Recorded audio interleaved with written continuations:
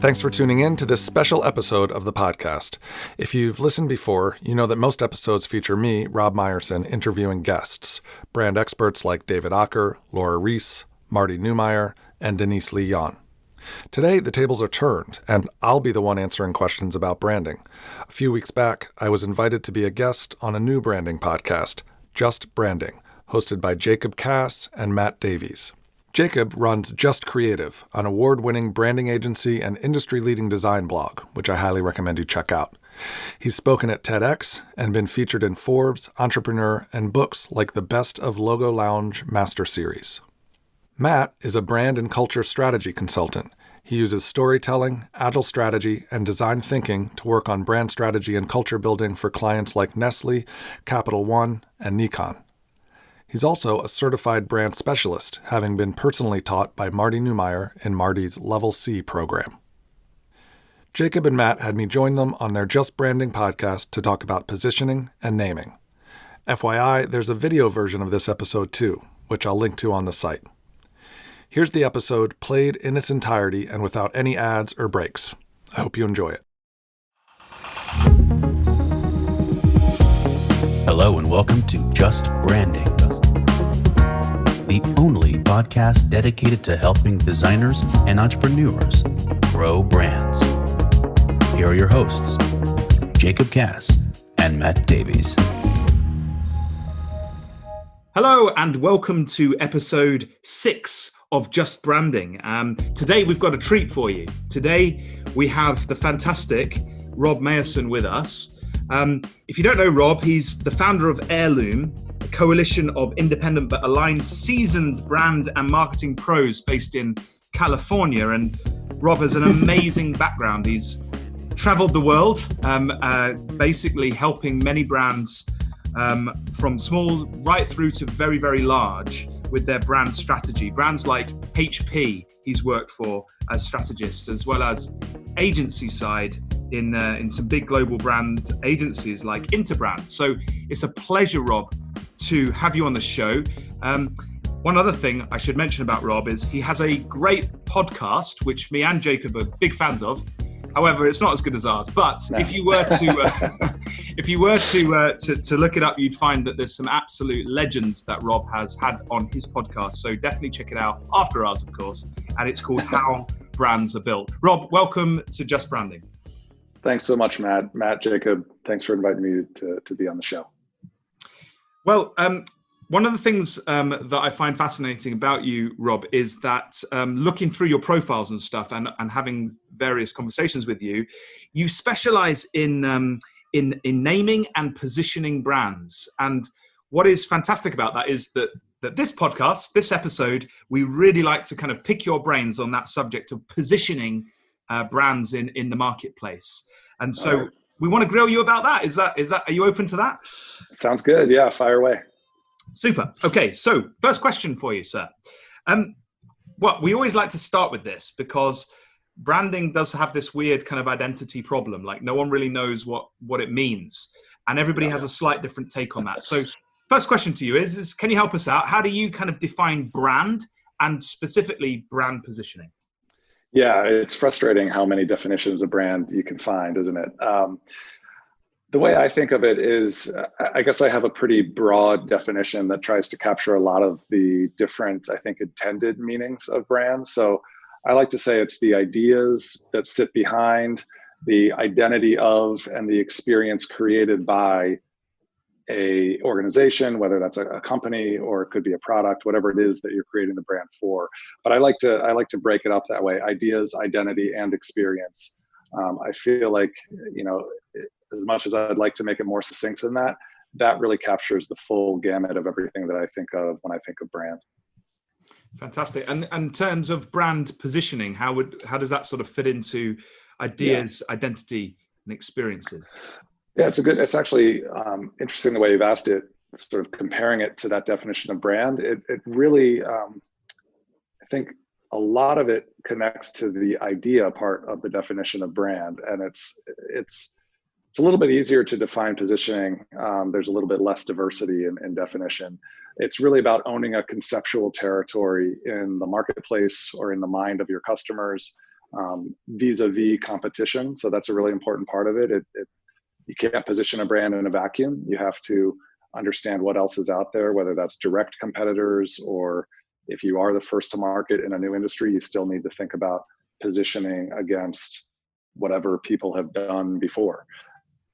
So that's how I think of positioning, and it really, you could think of it as impacting definitely identity, even down to visual identity, and certainly the experience created by a brand as well. But it's really at that idea stage where you're still talking about strategy.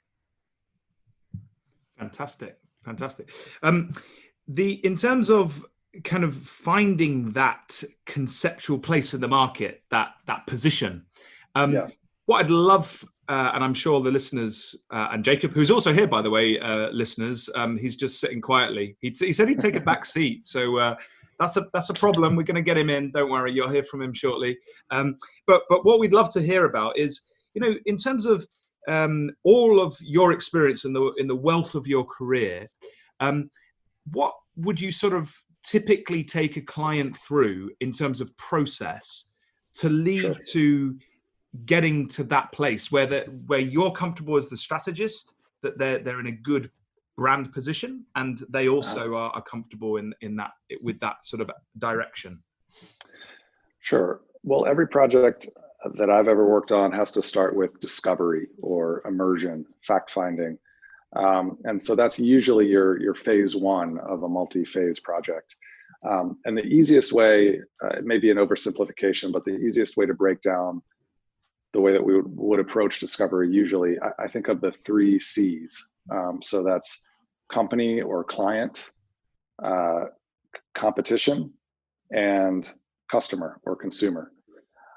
So we do research on the company itself, whether if it is building a brand for a company.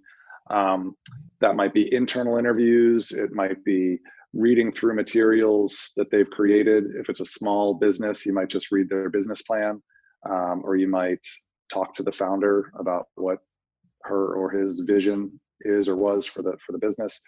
If it's a bigger company that's been around for a while, then you might have a whole bunch of brand guidelines from 20 years ago that you can reference and really start to get a feel for where the brand has been and where it is now. Then looking at customers or consumers, you want to understand what's relevant to them. Who is it that is a buyer or potential buyer? So that could be quantitative research. If you're doing sort of a large scale project, you might have surveys, you might have third-party data that you could rely on. For smaller projects, or for more sort of niche brands, you might just get a handful of customers in a room and do a little focus group or something like that. And then for competition, when you look at the competition, you'll notice that they maybe have positioned themselves based on the language that they use. So we might call that verbal identity, or based on their visual identity, or even just based on the ideas that they seem to have built their brands around. A lot of times you'll look at industries and see that everybody's basically saying the same thing. The kind of overused phrase for that is a sea of sameness. Everybody's looks the same, sounds the same, especially in a B2B space. A lot of times you'll see things like that. But you need to get an understanding of what they're saying and how they're perceived. And then based on those 3 C's, so I often draw that as a Venn diagram with an overlap between those 3 circles. You want to find something that is true to the brand. So you do that by doing that internal discovery. That's relevant to customers. So you hopefully achieve that by doing some research with customers. And that is differentiating, which is typically referred to as one of the most important aspects of building a strong brand, is that it's unique or distinctive. And so that's impossible unless you have a really solid understanding of how the competition is positioned. So it's Jacob here. Pleasure to have you on here, Rob. So on differentiation, I think that is a huge part of this. And I would be curious to know if you work on differentiation after the fact that you've worked on all these, the 3 C's that you mentioned. Do you kind of work backwards, or how do you go about differentiation? I mean, the ideal situation, which of course doesn't always happen, is that all of these 3 C's, and therefore the idea of credibility and relevance and differentiation, can all be achieved simultaneously. That you're searching for one idea or a couple of different options for positioning territories, so to speak, that achieve all three of those things at once. In reality, it's very hard to do.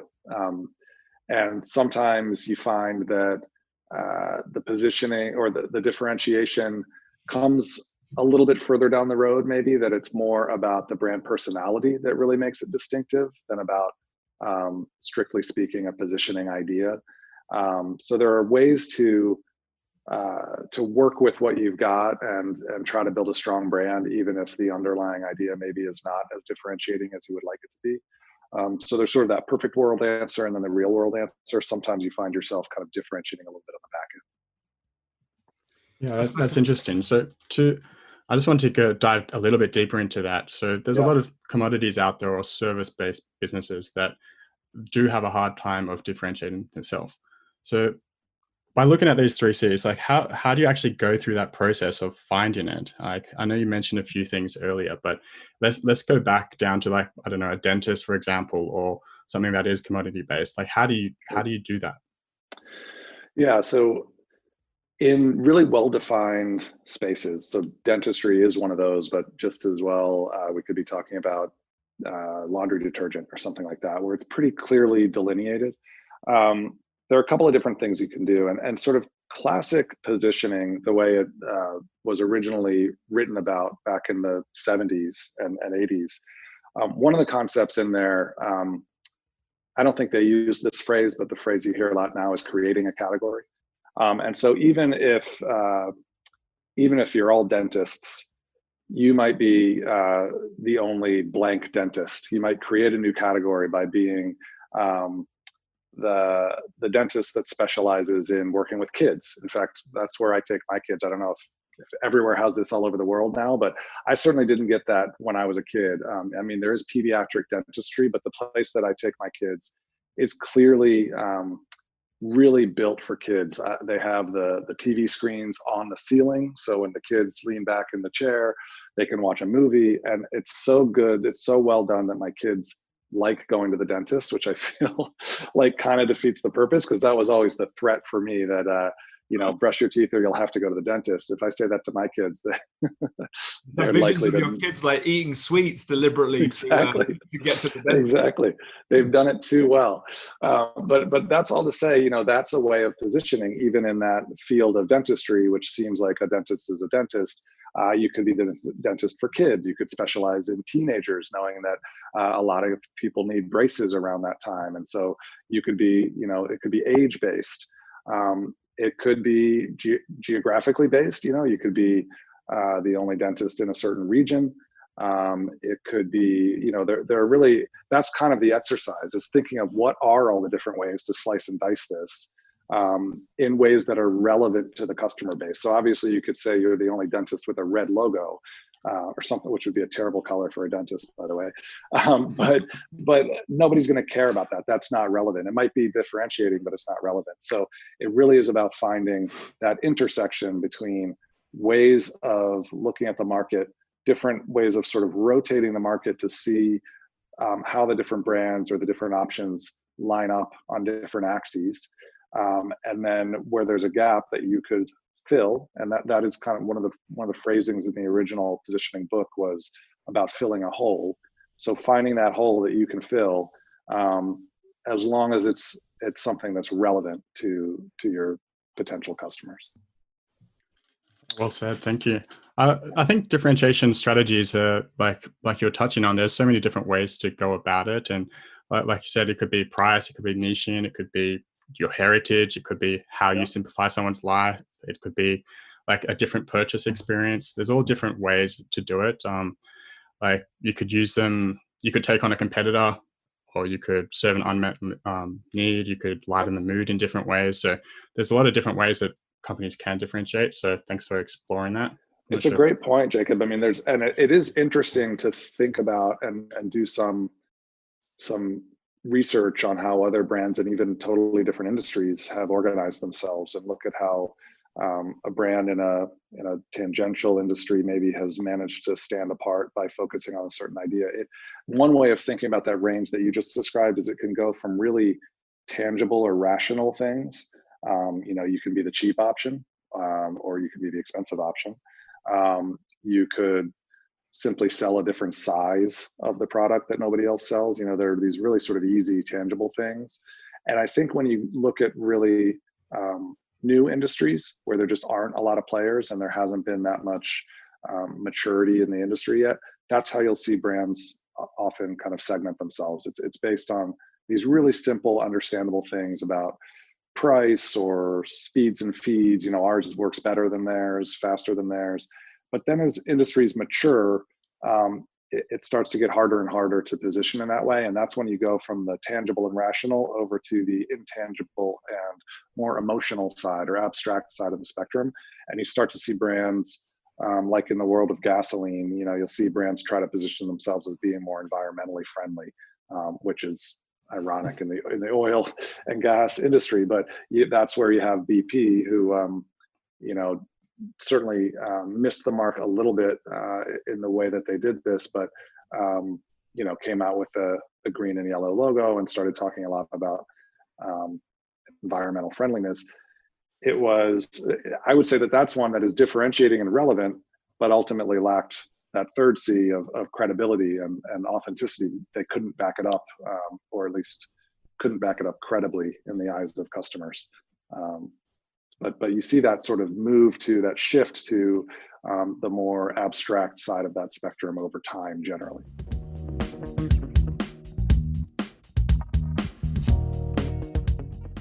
I love your Venn diagram idea and marrying those three C's with the three outputs, that you have to test against. I think that's really smart. One of the things you've talked about is relevance, right, to the customer base. So let's say you explore the market and you find a white space that you think, hey, nobody is playing in this area. Like, nobody around here is the dentist for kids, right? Right. But how do you go about establishing whether or not that is indeed a relevant thing for the market you're in? Like, how do you sort of outline that market? How do you establish that side of things? You've got any thoughts to help our audience on in regards to that? Yeah, the simple or kind of quick answer is again research or that discovery phase. You made me think of a quote from Stephen King, not the horror writer, but a famous ad planner, who said something along the lines of, if the only job of the strategist was to find the white space in the market, then you'd look at the coffee space and see that people love hot coffee and people love iced coffee, and you'd sell lukewarm room temperature coffee and think that you've hit it out of the ballpark. But of course, nobody wants that. And so you need to figure out whether it's something that somebody wants. And so the kind of classic answer again is do your research, talk to people, explore whether there are unmet needs, ask the right questions in those one-on-one interviews or in the surveys. Research is tough. It's tough to do right, especially when you sort of don't know what you're looking for. And you'll often hear, whether it's a myth or not, you'll hear about Steve Jobs supposedly not really believing in that kind of research, that he would tell the consumer what they wanted. He would figure it out based on his own genius intuition. I don't know how true that is, but you still hear people saying that in some cases, research can't tell you what the next really innovative step change in an industry might be, because people aren't ready to really think that way. So there's a little bit of maybe that way of thinking too, that you just need to have some faith as an entrepreneur in the power of your ideas. But generally, I think you can, you'd be wise to think of it as maybe validation research if you do have an idea that you can share without being worried that somebody's going to take the idea or find a way to share it that's sort of subtle, but just gives you a hint of like, are people going to want this? Are they going to be willing to pay for it? Are they going to be willing to pay enough for it that I can make money? With a business like this, I think it would be a good idea to try to tease that out. Fantastic. So one of the other things is that. Sorry, Jacob. Did you want to say? Yeah, I was going to loop back to the BP thing you're talking about, because BP is one of my favorite logos. I love logo design. So because this is 2000.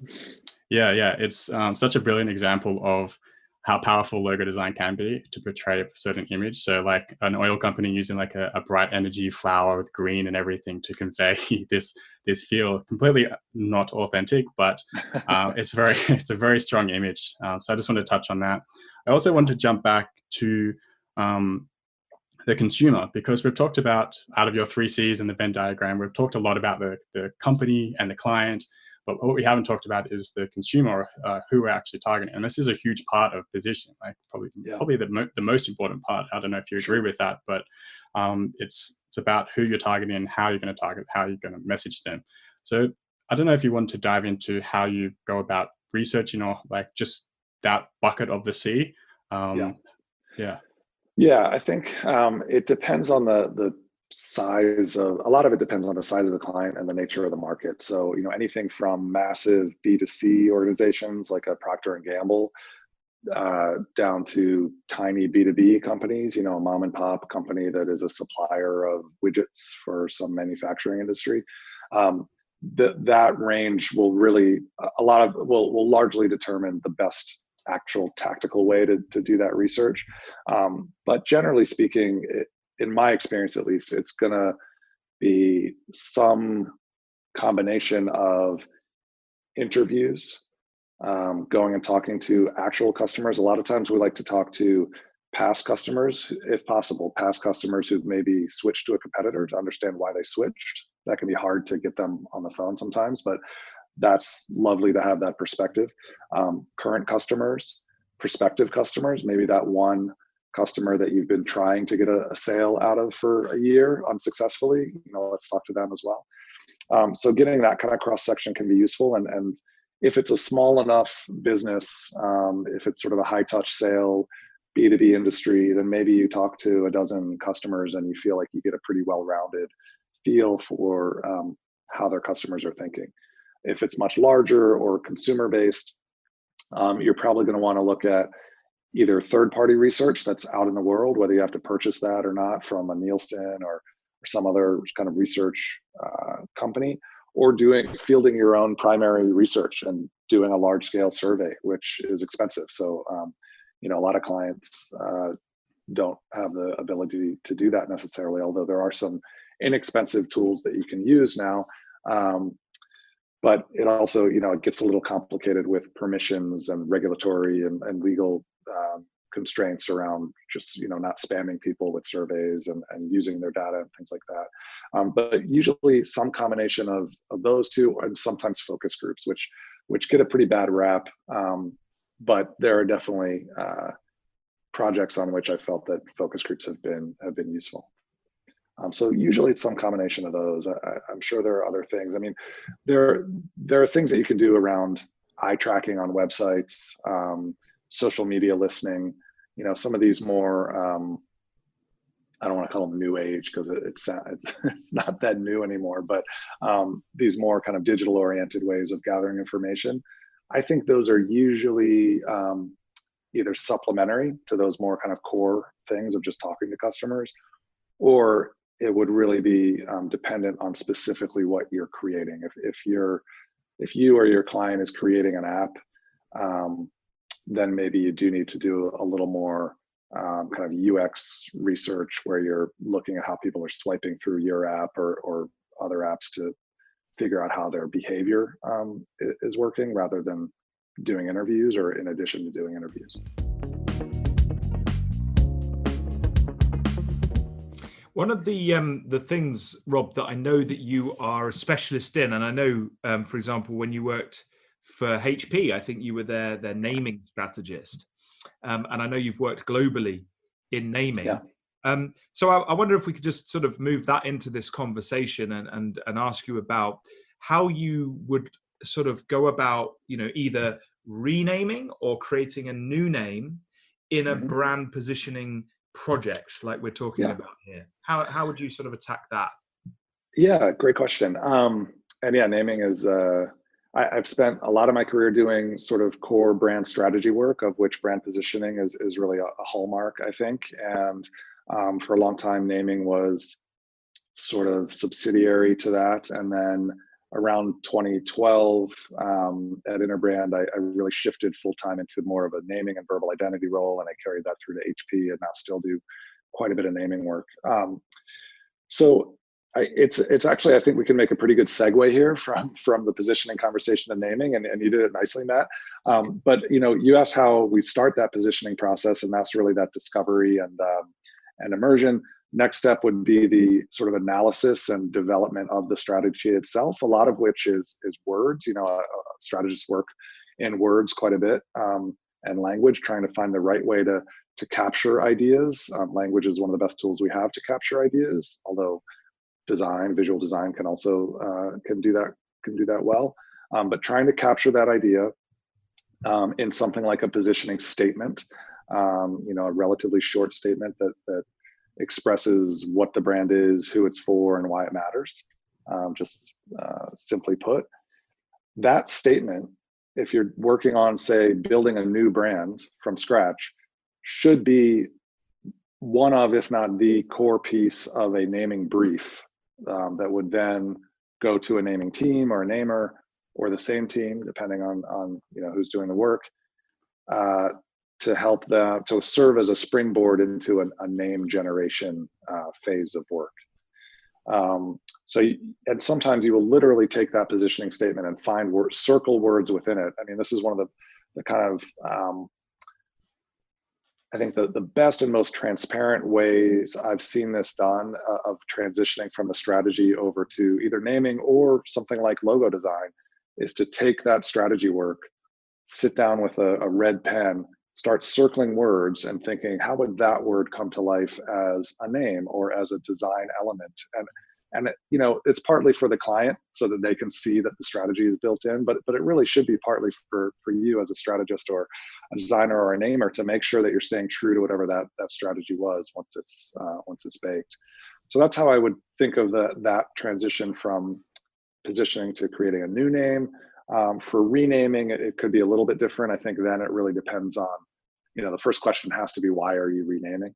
And there are, so many things in business and branding, I feel like there's kind of no wrong answers, but I think when you ask, why are you renaming, similarly to maybe why are you redesigning your logo or rebranding, there are some wrong answers potentially.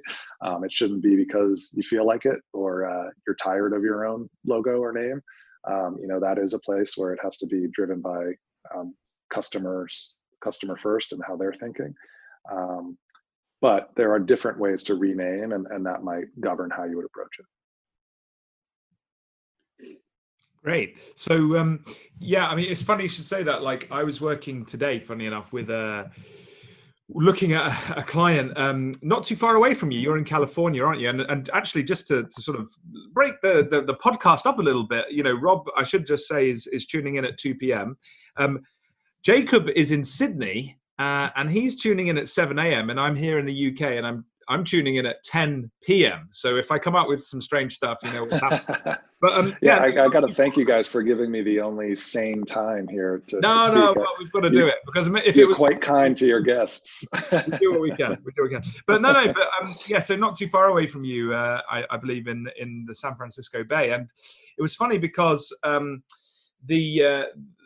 we were sort of starting the project, and the name was already an acronym, right? Which I immediately picked up on as a question mark, because it was meaningless the full name, when it was spread out, it was 4 words, but they immediately started talking about themselves in this acronym. And I see. Yeah. So it just seemed to me quite as a strategist, quite early on, that you pick up on these things and you're like, is that something that we want to keep? And obviously I haven't said anything, it's the early stage of the project, but it's in the back of my head, like if it seems that they want to reposition, and it seems like it's a good time to open up that question around, is the name right to land a position in this market, like to really push that forward. What do you think about acronyms as Sure. kind of brand names? Yeah, no, a lot of good questions in there. And I'll first say, and I know you don't need this advice, Matt, but for listeners who may find themselves in a similar position, my advice would be to tread lightly. And your instinct clearly was right there. You don't win many points as a consultant coming in and trashing some of the work that they've done in the past, or the name, or anything like that. It may well be that they will wholeheartedly agree with you that it's time for the name to change, but until you know that, you want to kind of dance around the edges of that rather than saying, hey, let's change the name, because you could really lose credibility quickly that way. And for all you know, the CEO came up with it themselves, or their spouse came up with it, and you don't want to, dig yourself a hole before the project is even started. Absolutely. And I don't know if they're really well known in the industry and famous for this acronym name, but as an outsider, as often we are coming into these spaces, it just seemed really awful. And that's one of the big benefits that you provide as a consultant, is being the outsider. There are obvious disadvantages because you don't know the industry as well, but you also are coming at it with a fresh set of eyes. Acronyms, generally speaking, are sort of frowned upon by the community of professional namers. There are times that I think it's reasonable. There are certainly categories in which it's become an industry norm, which doesn't at all mean that it's right, and could certainly mean that there's a big opportunity to steer clear of that. But there are some famous brand name, or I guess sort of a brand, but NASA, for example, is actually an acronym. And I mean, at least in the US, it's so embedded in everybody's mind. Most people don't know or think about what it stands for, but it just works for some reason. I should say that technically speaking, and this is one of these nerdy naming things, an acronym is an abbreviated name that you say out loud as a word, like NASA, whereas IBM, because you say those letters out loud, is technically an initialism. It's not technically an acronym. I'll take that virtual slap. No. Well, I don't know what the name is. You get ready, Rob, for what's coming. No. No, that's true. No, thank you for the clarity. Yep. Just an example, here in the UK, we have a supermarkets store called Marks and Spencer, right? Yes. And interestingly, Marks and Sparks. That's correct. Marks and Sparks is what it was nicknamed as, but also consumers referred to it as M and S, just instead of saying Marks and Spencer. So what they actually did when they rebranded, I think about 5 or 6 years ago, and they actually adopted the consumer's language, and they called themselves M&S, right? And they the brand identity. And so in those instances, I kind of think it makes sense, because they're adopting how people already think of them. And in fact, the consumer, in effect, makes the decision as to what they're going to call your brand. You can kind of signal, we want to be called this, but the consumer will ultimately decide. So adopting their language was a smart move. So in those instances, I think that's really clever. But to off the bat go for an acronym, what are your thoughts on that? Generally, I think it's not the strongest. Not acronym. Let me just. Initialism. Carry on. Generally, I think it's not the strongest path forward. I would, generally speaking, try to avoid it. That said, there are cases where maybe there's an argument to be made for it, and so I think it's best to keep an open mind. But unless there's that really strong argument for it, I think there are all kinds of challenges with initialisms. They're harder to remember generally, especially if you are in an industry where everybody is 3 letters, or if it's a law firm and it's all 3 names and everyone's abbreviating to the 3 letters of those 3 names. When you're in that industry and you're so close to it, it may feel like, well, everybody knows the difference between LLS and LPS or something like that. But coming in from the outside, and us as consultants, but also their customers, maybe when they're new to the industry, it's so confusing. It's just alphabet soup. And so generally speaking, I'd steer clear. Brilliant. Anything else to say on naming? Jacob, you've got another question. You go for it. I have another question. So you said to tread lightly, but often as designers, we'll get clients come to us with a name already chosen, whether and where it came from, we don't know, and it may not be as strong as we wish it for it to be. So what is a process to do it nicely to bring them to actually get them to change the name? Yeah, well, it's a great question. In Matt's situation, I said something about you haven't gotten the credibility yet, or sort of earned the goodwill yet to make that call. And so I do think part of it, just as a consultant, is about waiting for the right time. If this is a client of yours that you've been working with for a decade, and they just have some new product that you're working on, and you think the name is a stinker, then maybe you've earned the right already to say how you feel about it.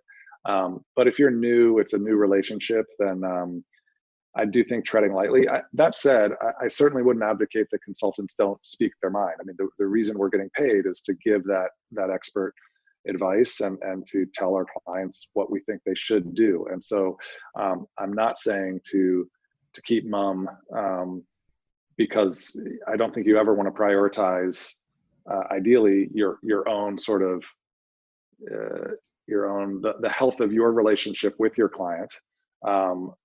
You don't want to sacrifice the sort of truth-telling role that you have to play as a consultant. In the short term, that may benefit you because you haven't pissed off your client. But in the long term, it won't benefit anyone because you're not giving them that expert advice that they're paying you for. So I'm giving a long answer here, but I think earning some credibility. So do some good work first, maybe, or make sure you feel that you're in a good place where the client is ready to listen to your point of view. Phrase it in the right way. It may just be about couching it. So if you're really a visual design expert and they respect you for that expertise, maybe you don't come out and say, I think this name is junk, because maybe they don't think of you as someone who even has the right to question a name. You're not a namer. But you could say something like, from a design standpoint, I'm having trouble, working with this name. It doesn't lend itself to visual applications. And have you thought about other ideas for the name or something like that? So just sort of finding the right way to phrase it, finding the right time to do it. I think, just being respectful, and even what I just said of saying, look, this is something that you may not want to hear. You may have invested a lot in this name. It may be that you yourself came up with this name, but you're paying me for my expert advice. And, I look at a lot of brand names every day and work with a lot of brands every day. And I feel like maybe this name could be improved upon. Ideally coming with a solution. So not coming in with a different name idea, but because that you really shouldn't, I think it would be irresponsible to do that without having gone through a process. But saying that I think the name stinks and you should replace it is really just kind of putting a problem in their lap. But saying, I think the name could be better, and I know a great namer that I've worked with in the past, and I can, bring that person onto the project and have them think about alternatives. At least it feels like you're presenting them with some options there. Yeah, I think one of the things I would sort of add to that, if I may, is any suggestions for change, right? You as a outsider coming in, I always think you need to be research informed, like you've sort of gone through in your discovery phase. So if as a strategist, I've got a little inkling, like for me, something doesn't ring well with the name, right? So as opportunities arise to ask consumers, for example, I'd say stuff like, so when you first entered the industry, like, did this name stand out to you as something that you should explore? And just from a name, did it have any meaning to you? And I'd ask questions like that. And then what that means is later on in the process, when you are sort of in a place where you've earned that trust and you've got the credibility and you're putting some ideas forward for direction, you can then say, you know what, one of the things I discovered in the research, I wasn't, it just came tumbling out, and here it is. Your name stinks. No, it doesn't. No, I wouldn't put it like that. Your consumers were initially confused by your name, and considering we're maybe pivoting to a new place in the market, is this a good time to explore a process to create a new name? So maybe that's another way to get consumer insight or customer insight. It's a great point, and you just made me think of, Jacob, to your original question. I'd said earlier that there probably are right and wrong reasons to change a name.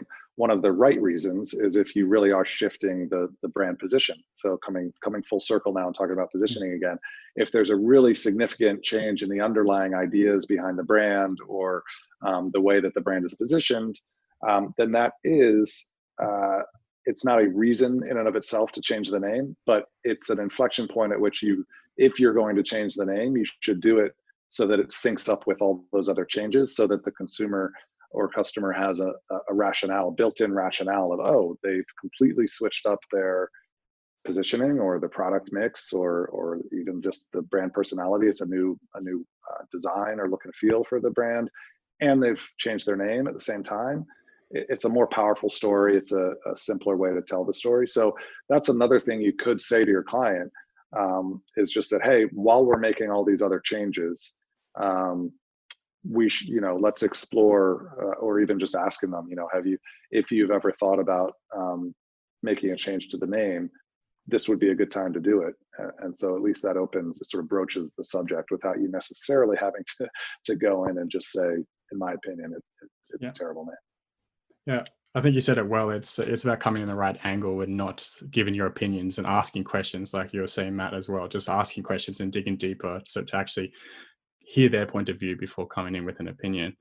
I also wanted to loop back to positioning statements, because we kind of rolled over that. We haven't really talked about positioning statements, even though it's a huge part of the exercise. So do you want to give our listeners an idea of an insight to what a positioning statement is, and how you actually go about creating that statement, which is a very difficult thing to do? Yep. Yeah, it's another thing. So we talked about a few definitions at the beginning, and this is another one where there's a little more diversity of perspective on not necessarily what a positioning statement is, but what makes a quote unquote good positioning statement. If you look around online and you look at sort of best practices from business schools or branding books, then a lot of times you'll see this kind of formulaic approach to positioning statements, which it's something like for blank, our blank is the only blank that blank, right? So for kids, our dentistry office is the only one that makes going to the dentist fun. However you want to kind of put that together.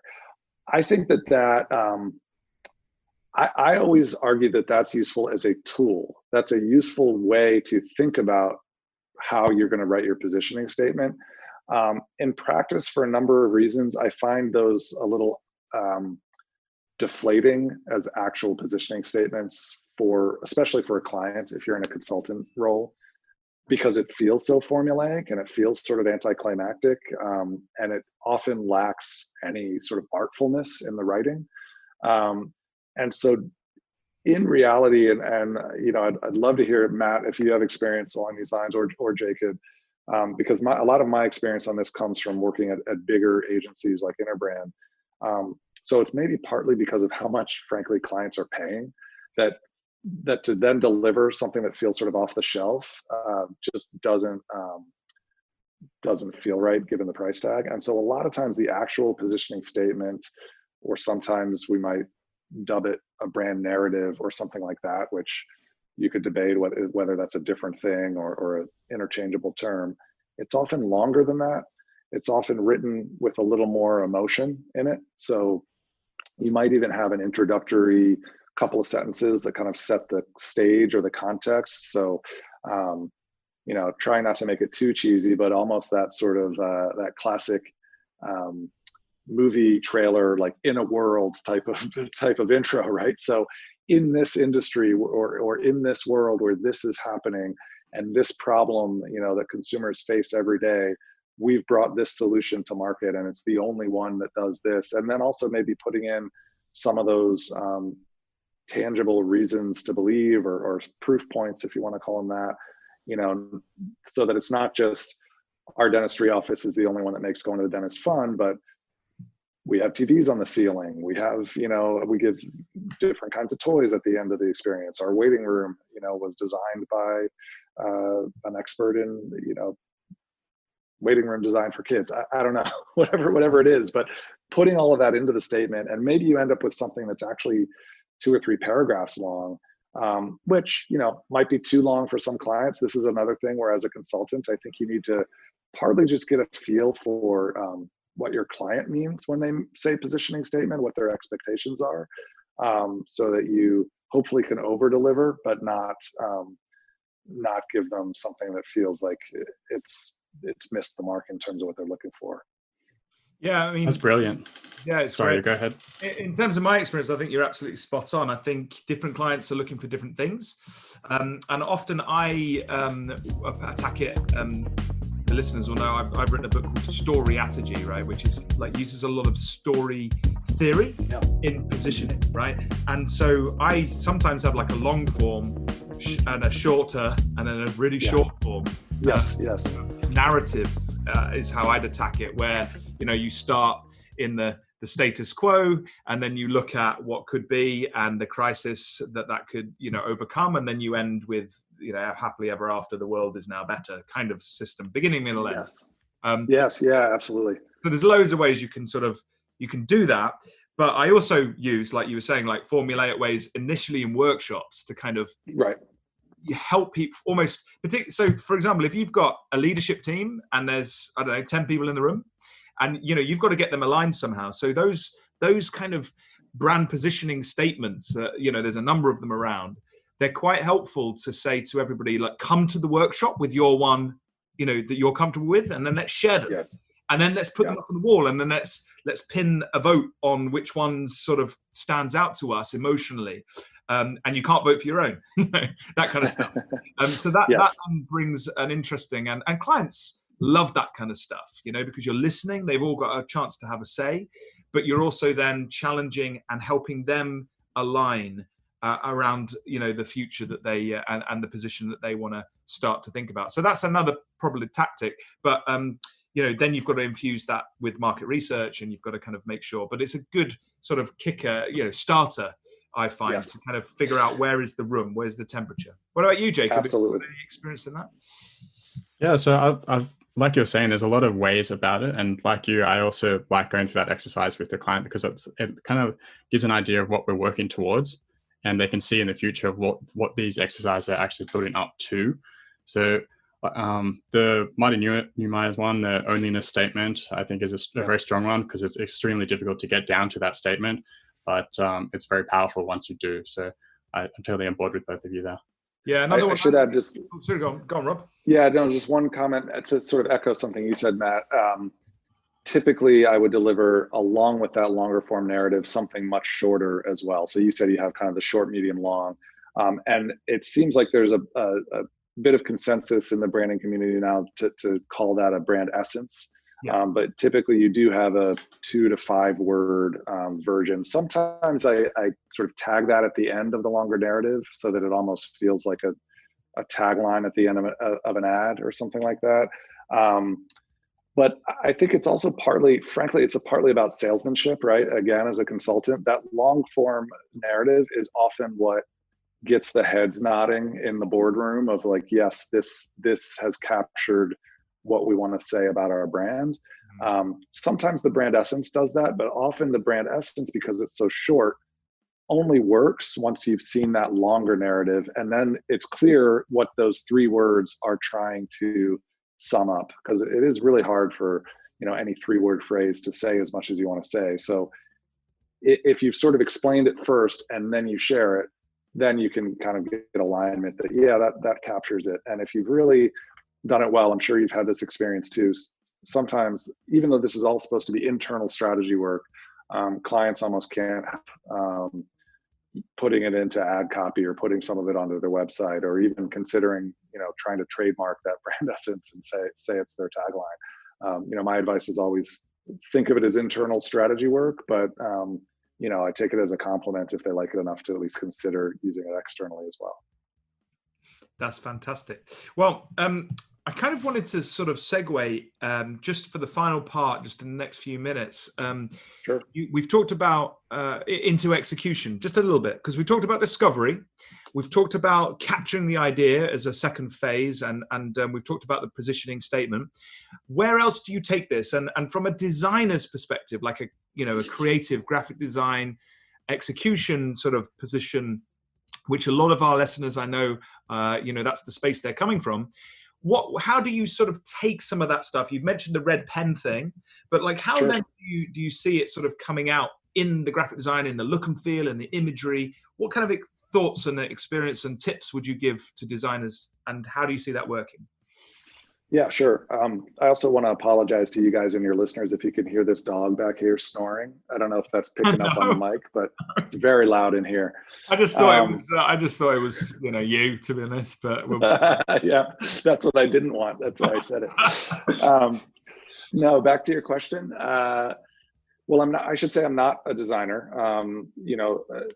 I love that a lot of designers like Jacob are getting more involved in the strategy world. And so increasingly we have these sort of hybrid people out there that are great at both strategy and design. But as much as I like to think I can look at design work and comment intelligently about it, I can't create that kind of work. And so it's a little, I don't want to misrepresent myself in answering your question, but having worked with a lot of great designers, I'd say a couple of things. The simplest way to think of it is that strategy work would then form some kind of brief that would then inform design work. The problem with thinking of it that way is that it sounds very much like a handoff, that there's no need for strategists and designers to ever talk to each other except through the brief. You could hand it through a hole in the wall and the designer grabs it and never has to talk to the strategist at all. While in reality, at every agency I've talked about or I've worked at, we've always made an effort to ensure that both designers are involved from the get-go, that they can sit in on some interviews in that discovery phase, and even if we don't know that there's going to be a logo redesign or something like that, but just because designers think differently and they're part of the process and we want that thought process and style of thinking involved, having them look at the questions that we're planning on asking and comment on those, having them sit in on probably not every single interview, just from a resource and time standpoint, that might not be possible, but a couple of key interviews can be really helpful. And so that they sort of slowly ramp up. Also, I know I keep going back to this idea of kind of just being an agency, and I don't know how many of your listeners are agency people, but it's good to get your designers or all of your people in front of your clients earlier so that they start to familiarize themselves with them and it doesn't feel like they've been handed off to some entirely new team once they've gotten to know the strategy team. And then also for the strategist to stay involved until the end. So even when the designer is going to present logo options, certainly, but even further along than that, once they're getting into sort of the minutia of just fine-tuning the brand guidelines, it's great to have a strategist along for that ride to ensure continuity. And because strategists think differently and sometimes are better with words, and so might be able to do a better job of helping the designer explain why they're recommending a certain look and feel or something like that. So having much more of a parallel path of those two team members or ways of thinking is the best way to go if you can afford to do that. I love that. I think that's brilliant. So what you were kind of, I think, alluding to is this kind of getting them a lot more involved, getting designers involved in these conversations early, actively, and so it's not kind of this cold, here's a brief, here's a sheet of paper, now make us some pretty pictures. It's an integral part, the design thinking, the creative thinking in the whole process, which I think is important to sort of say. Absolutely. And I think newer and younger agency people or freelancers, I think and hope that they sort of intuitively understand this, that the more that like design thinking is talked about, the more that there are designers trying to understand brand strategy and maybe vice versa. Hopefully it's becoming a little more intuitive and so it doesn't even need to be said anymore. But yeah, the idea of having there be sort of a handoff point in the middle is pretty old school at best, and at worst, never worked all that well. And so, yeah, I think having everybody along for the ride throughout the project is the way to go. Brilliant. Right. Well, I think we're coming to the end of our time now. Just before I wrap up, Jacob, did you have anything you wanted to kind of add or any kind of final tiny little questions to sort of ping Rob while we've got him? That was a final question for me. So I think we've touched on a lot of positioning and naming. So I really appreciate your time, Rob. It's been brilliant speaking with you.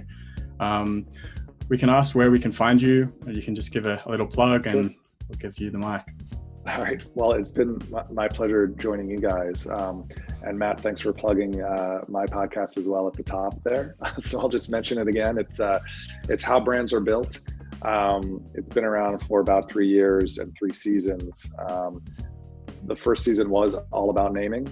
Second, third, more about positioning and other sort of brand strategy topics, brand experience and things like that. I also do run my agency Heirloom, which you can find at heirloomagency.com. The podcast is at howbrandsarbuilt.com. And other than that, look around on social media and you'll find handles for me and for those entities as well.